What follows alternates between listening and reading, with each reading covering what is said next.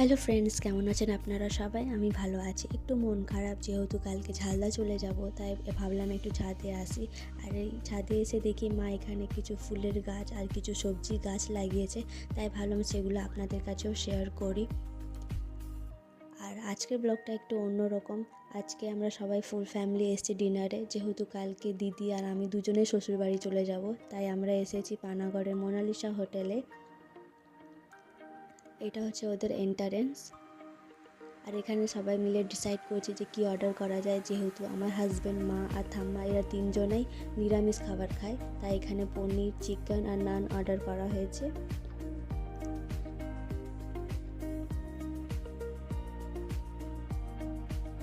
আর আমার হাজব্যান্ড যেহেতু নিরামিষ খাবার খায়, তাই ওকে সবাই নিয়ে আর কি করে কি আপনি চিকেন খাবেন কি না, তাই ওইখানেই সবাই আর কি করছে ওর সাথে।